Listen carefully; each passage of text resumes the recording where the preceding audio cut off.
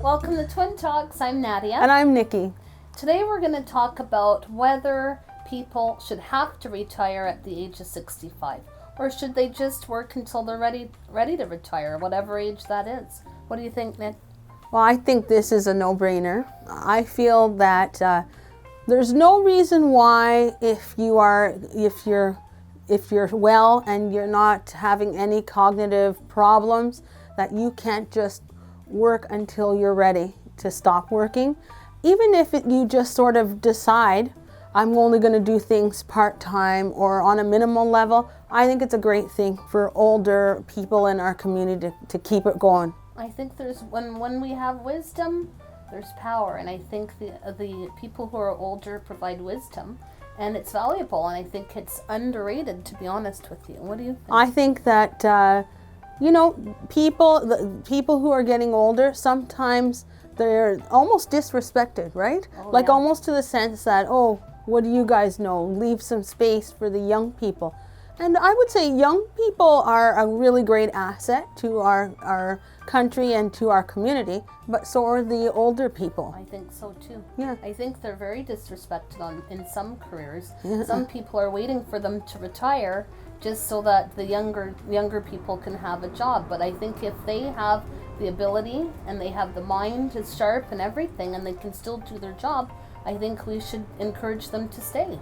Yeah, and I would say that in most areas, it's good to have a balanced workforce. So it's good to have people who in their 20s, 30s, 40s, 50s, 60s, as old as, because the wider the range, sometimes the more result when you come in conversation and the more people you can target. Yeah, that's true. But it's interesting. Someone asked, should they be tested at a certain age? Should they have to go to the doctor and get a test to see if they're sound mentally and this and that? Someone asked, and I thought, what a good question. If you see, I think on a case by case, if it's an individual basis, I wouldn't put a carte blanche, but when you see if somebody's declining and you can see them declining, then maybe you can call for a test. But I don't know, that's not been really put in place. Yeah. But I think if you can see that somebody's declining in health, then maybe there should be a test put in place just so that they can do their jobs and everybody's safe and everything's well. Just like sometimes, I hate to be mean because it's all been like that. You know how sometimes they think they can drive and it's not, but it's not really a truth. Like they might have some sort of cognitive deficiency or what do you call it?